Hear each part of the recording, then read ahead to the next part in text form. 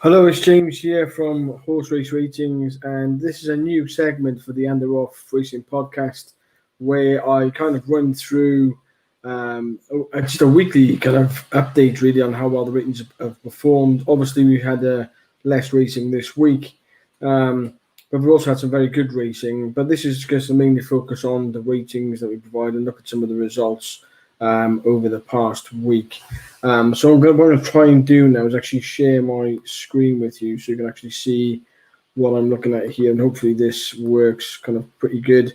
So this year is kind of a system builder that we have within the ratings, but you can actually see historically some of the results. So I'm just going to kind of run through this for the next kind of 10-15 minutes and kind of pick through each of the days. Now, actually, last Sunday was actually a fairly quiet day, and the ratings, to be fair, weren't that great on that particular day. There weren't many top-rated winners. It was a very, very tough day. The value selections here managed to actually pick up a break even through the week, but overall, it wasn't the greatest of days. And I think if I just flick over to the results page. And this might run slightly slower than normal because I'm obviously recording live. If I just select the top rated from here.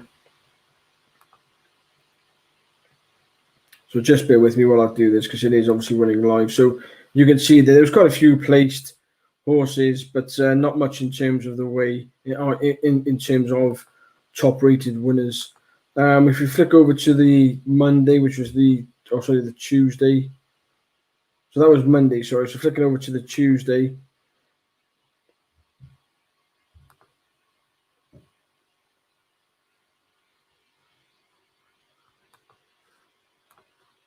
Just apologies while this kind of updates. So obviously the Tuesday was much, much better in terms of the top rated winners. So there's a few nice ones in here. So Subliminal was a very nice winner at 11.92. There was obviously a couple of other nice winners in there as well. So the likes of Kindergarten Cop. So Tuesday was much, much better. But if you look at the places here, almost every horse in some way, shape, or form actually did place. There's a few. There's a 1, 2, 3, 4, 5, 6, 7, 8. So 9 horses didn't place, but the rest of them kind of all placed within the right markets on Betfair. So very, very good day on the Tuesday for the top-rated horses. Wednesday, obviously, there was no racing. So what I'll do is I'll just actually look at yesterday. Now, I've only just loaded in the Betfair prices from yesterday, but what we can do is still actually see the list of the winners from Boxing Day.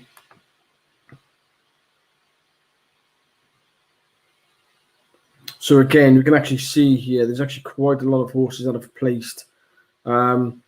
Not a huge amount of big winners. I think Colreevy was quite a nice one. I think that went off around 9s. So again, yeah, not a huge amount of top-rated winners, but very much in the way of a lot of placed horses again. So all in all, not the greatest of weeks for the ratings for the top rated, at least anyway. There has been some nice winners though in terms of the ratings elsewhere, and I'll just kind of show you this in some of the other ratings. I do believe we had a nearly 100-to-1 value rated horse actually go in this week. So I'll just bring this up now.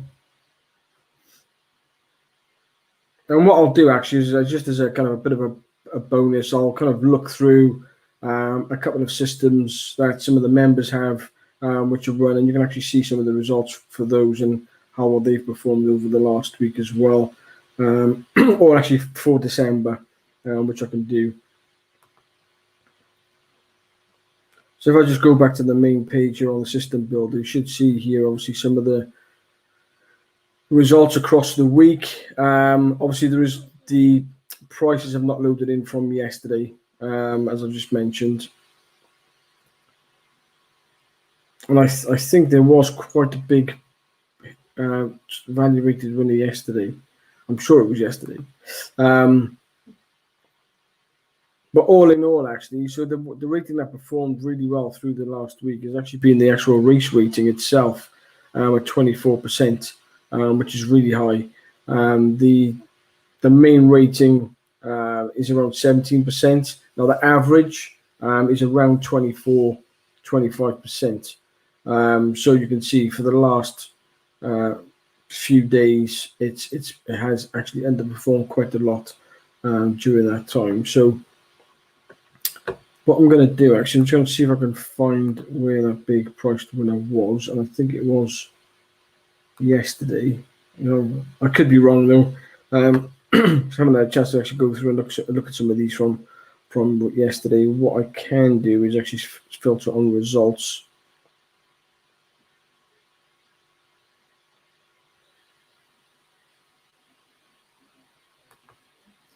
I'll just go back to the main page, results. There you go.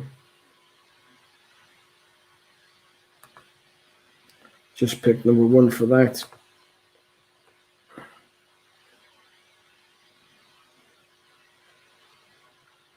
Yeah, actually, so they're the winners from the last week. Let me just quickly see if I can find, because obviously this week there were some really, really big priced winners. There's some monster winners yesterday. I think the first 2 or 3 races there were some really, really big winners. Actually, one of I just sort these by Betfair SP.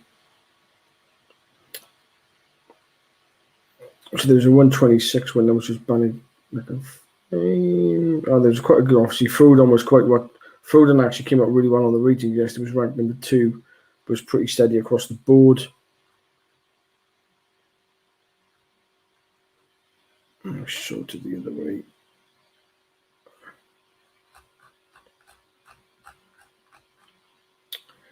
Yeah, so I'm just trying to. So you can see, yeah. So some of the big winners, I might have been mistaken. Actually, I'm sure there was a big value rated winner. Now it might have been from yesterday, and I haven't actually loaded in the Betfair SPs, but we can obviously check on that next week anyway. So in terms of the systems which some of the members have, so we'll kind of have a quick look at some of these now, and I'll just kind of load a few of these up for you so you can see how well that they've performed. Obviously, apologies for it running slightly slower than normal, and that's obviously because I'm kind of recording live at the same time. What I will do is to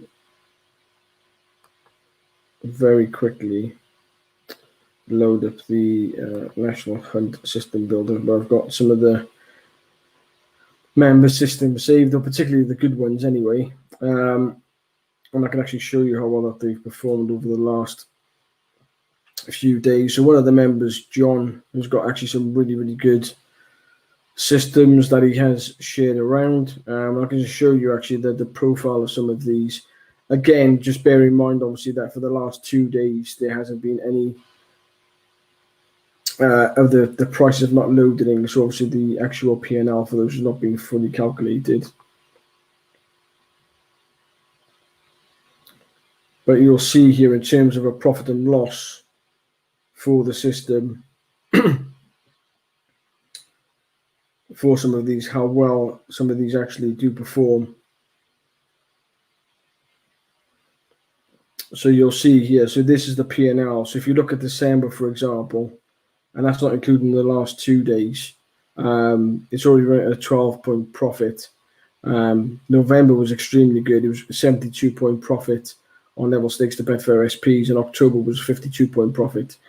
But obviously you can see historically, now I know John has been running the system for quite a while, so even historically, but in recent months, it's actually performed exceptionally well. If we do just go over to the results, now I think, so this is just one of his systems. So, okay, there was only one selection in the last couple of days, and that was Elusive Bell, who I think ran into 3rd today, behind Shishkin. Obviously, very, very good performance from Shishkin today. But you can see some of the results. And even on the place markets, it does actually very, very well as well. So that's one of the better systems that we have. I think one of the members, Ian, this is where I might be getting slightly confused actually. One of the members, Ian, has an Irish system, and he actually pulled out a 94 BSP winner in the last couple of days. So I think it might have been yesterday.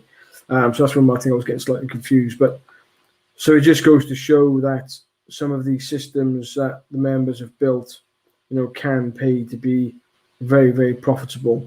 So this is another one of John's systems, and fewer qualifiers in here. You see from the dates here, but obviously his last winner was a 17-point winner there.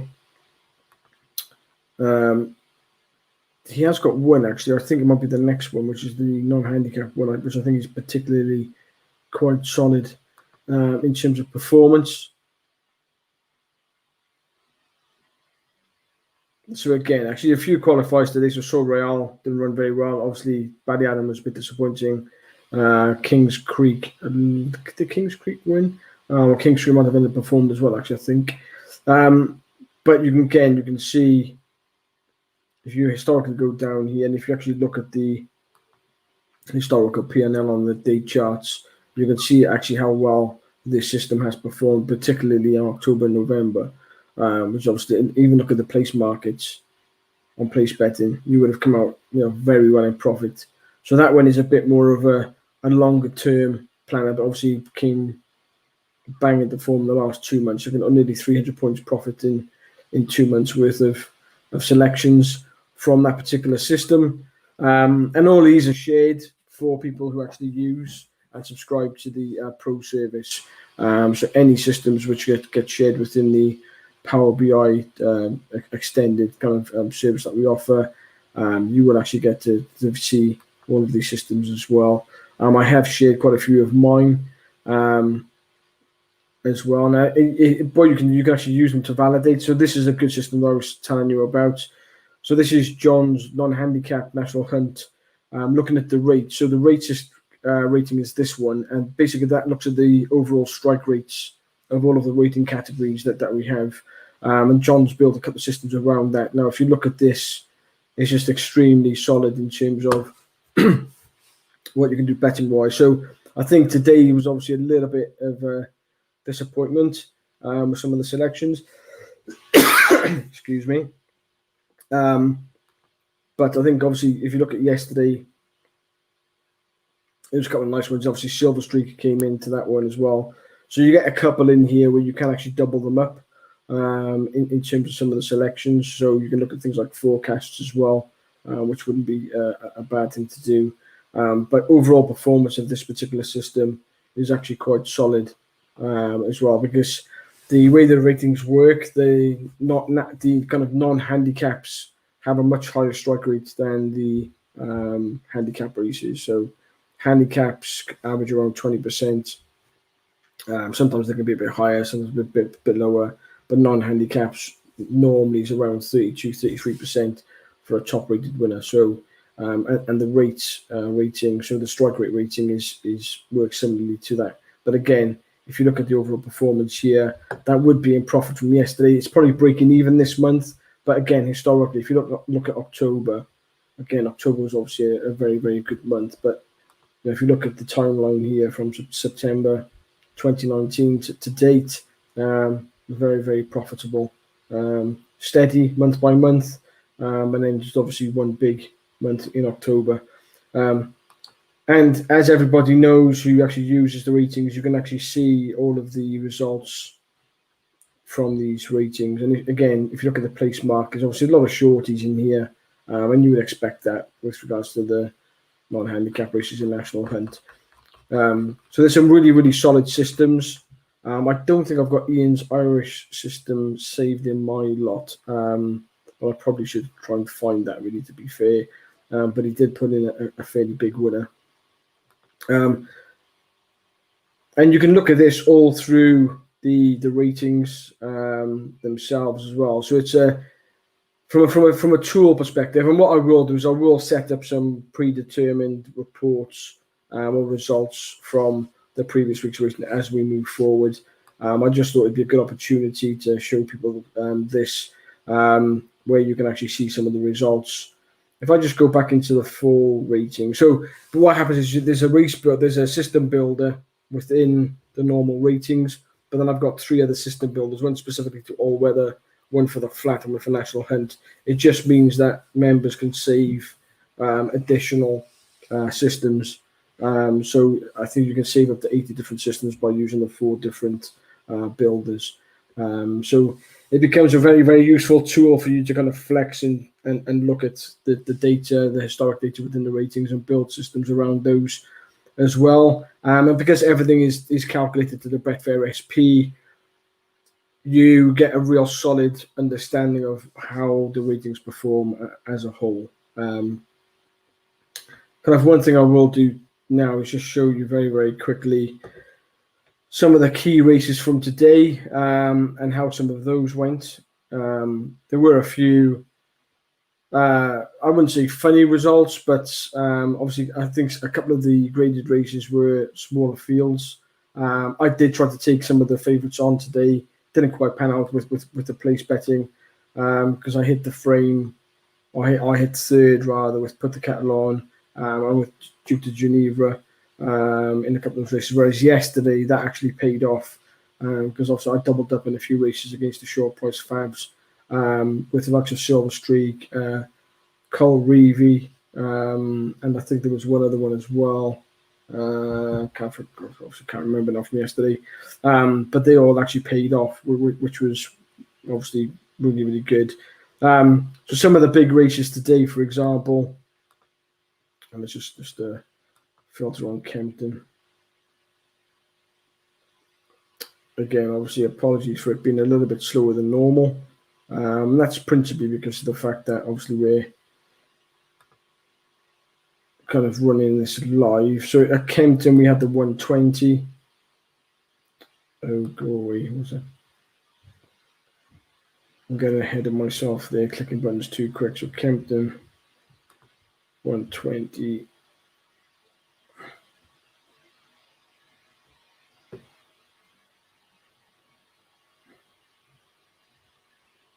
There we go. So obviously Shishkin was top rated quite comfortably. I had a little bit on Gumball because thinking of the form from Cheltenham, whether or not he's still feeling the effects after that fall at Cheltenham, I don't know. But I think he just ran a bit under par today. That wasn't his true running. But likewise, I thought Shishkin was very, very good. And I'd probably put his performance today as probably one of the top 4 or 5 novice performances that I've seen. I think he ran to around about 165-ish. Could maybe a little bit lower, just because of the fact that a couple of Gumball underperformed definitely. So I would definitely look at Shishkin around between 162 165.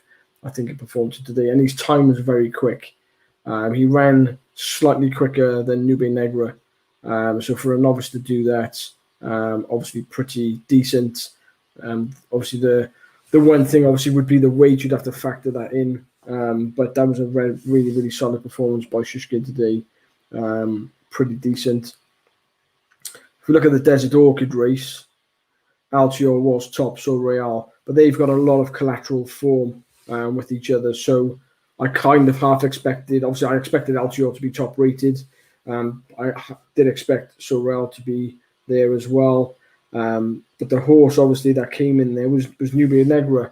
And if you look at the form in terms of trainer and jockey, in terms of recency, it was pretty much there for everyone to see. So they were operating a 20% strike rate as a combination. Skelton had been operating 22% in the last 7 days. And Harry Skelton has operated a 40% strike rate for all of his rides in the last 7 days. So he's obviously riding with a lot of confidence. But you still need the horses underneath you to be able to do that. And Nubia Negra certainly did do that. And as a 6-year-old, that was a seriously good performance by Nubia Negra. A bit unexpected, I must say. I know Stephen did put a really good wording for the horse.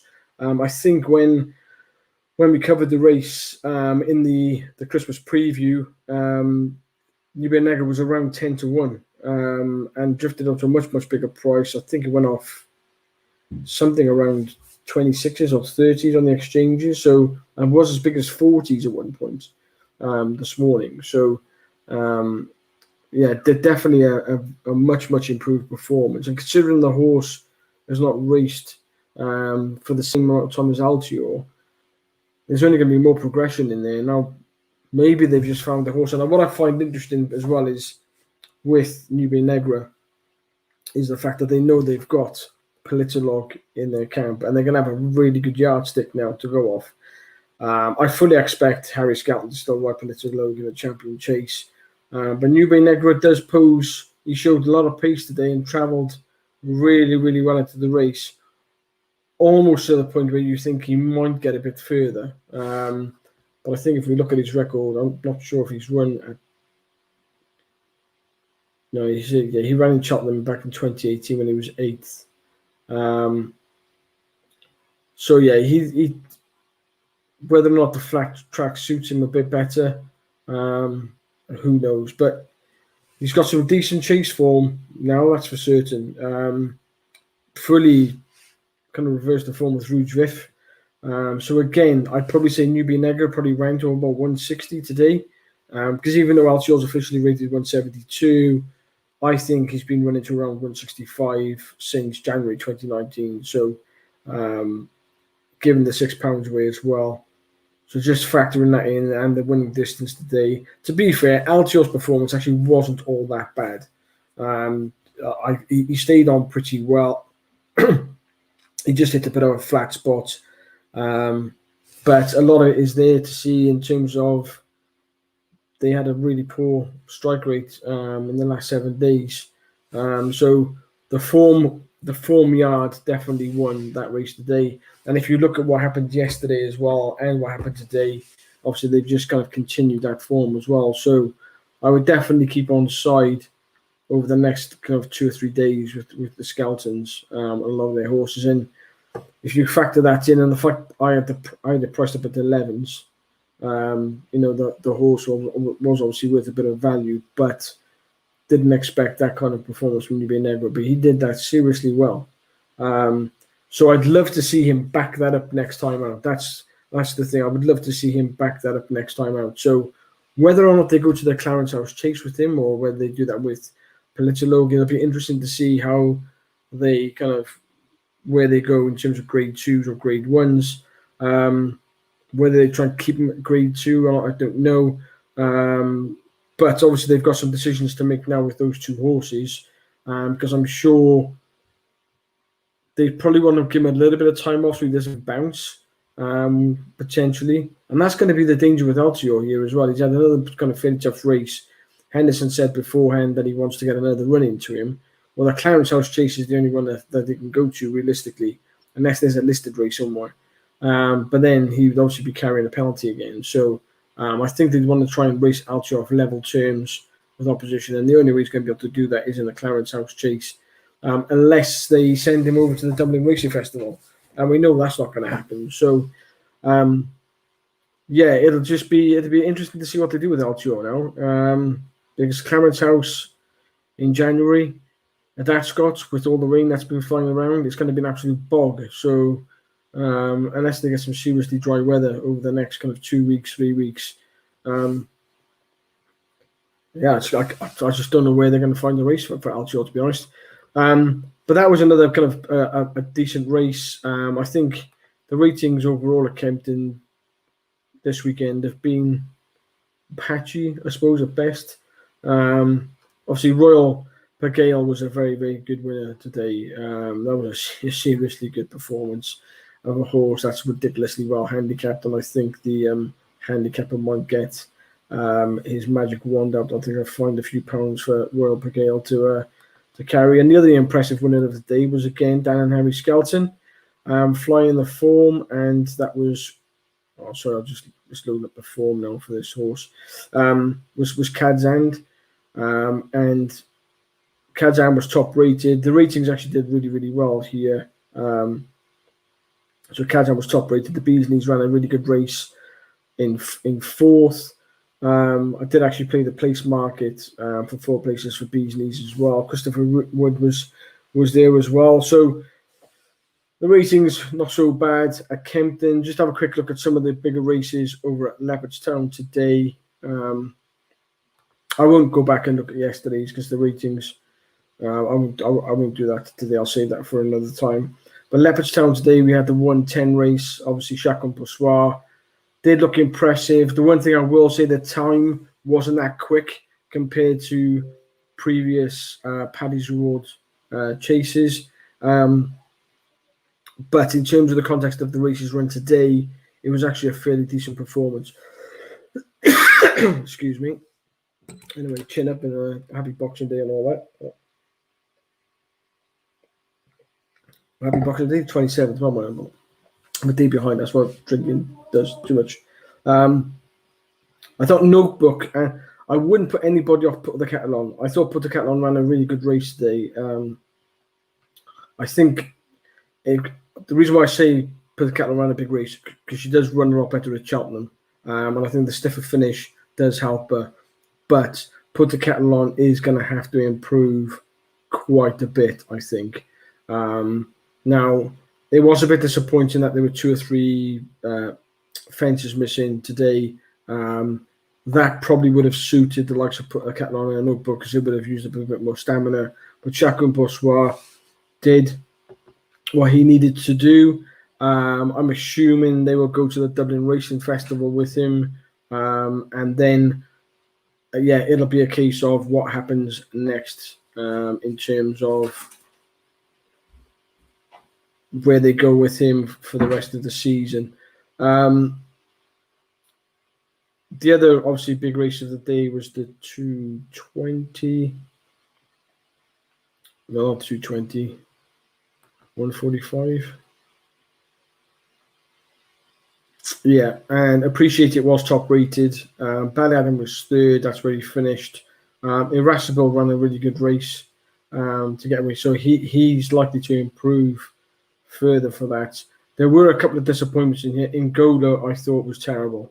That was really disappointing. I just thought it got a really odd ride out the back. I think the conditions were obviously a lot tougher than I think they thought because the times reflected that. It definitely wasn't yielding ground times. The times were kind of softer, heavy times.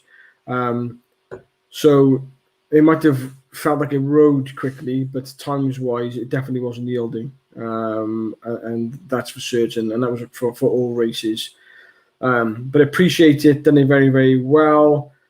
I would prefer to see Appreciate It go to the Ballymore. I don't think he's going to have the speed for a Supreme. And yeah, but it was a very, very good performance, that's for sure.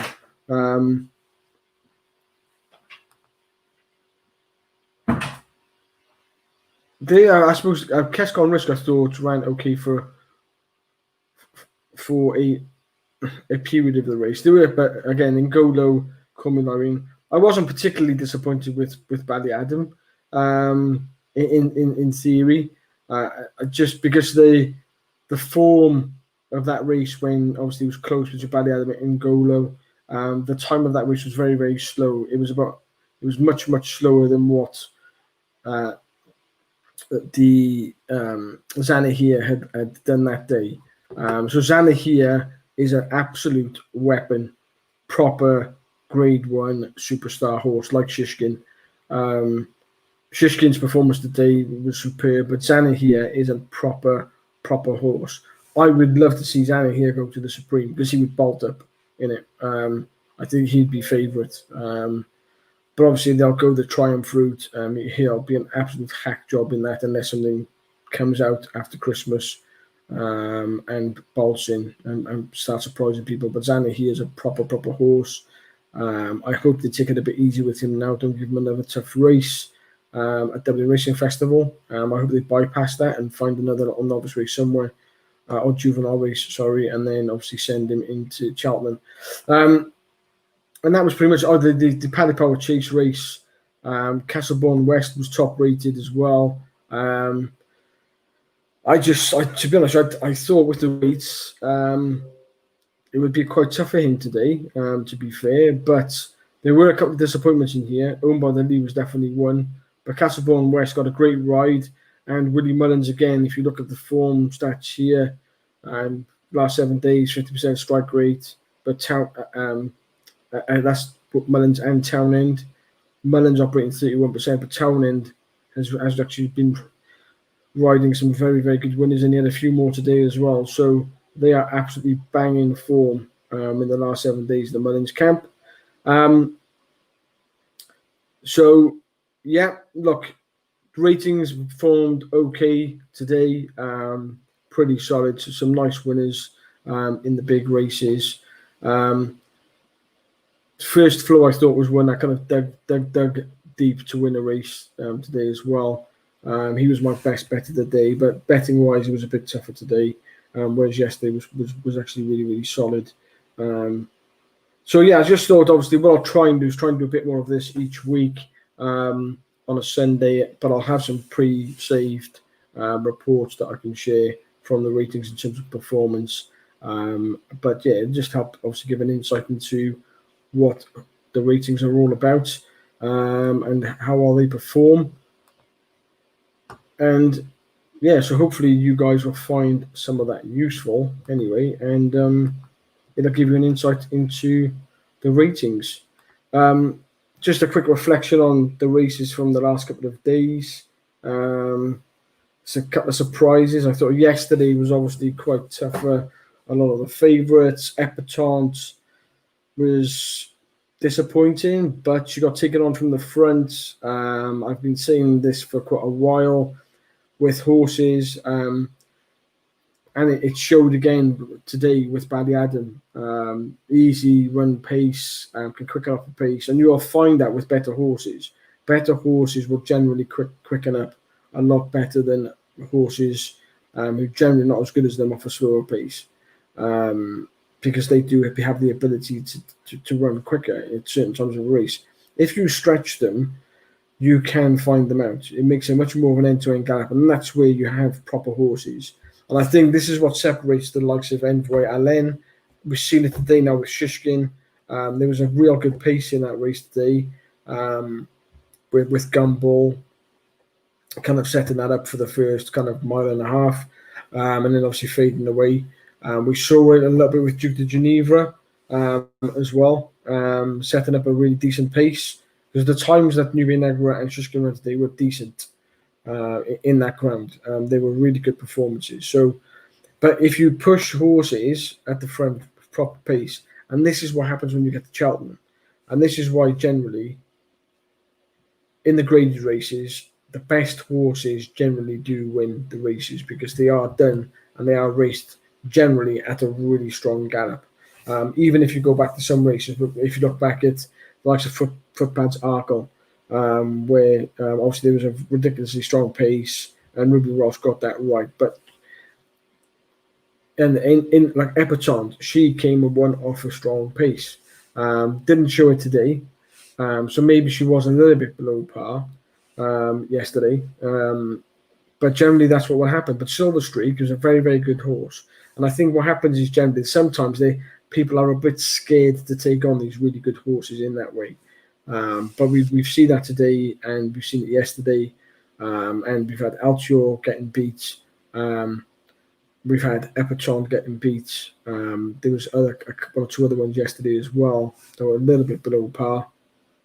But these things can happen if we had more horses in these types of races to make them properly run races. You will find out who the better horses are. And I think it's just whether or not we can have less graded races, or maybe we can have more prize money in some of these races to make it as an incentive. A bit like they did with the £1 million bonus a couple of years ago over the jumps. I don't know. Something needs to be done to make the graded races more competitive, so they don't kind of keep avoiding each other.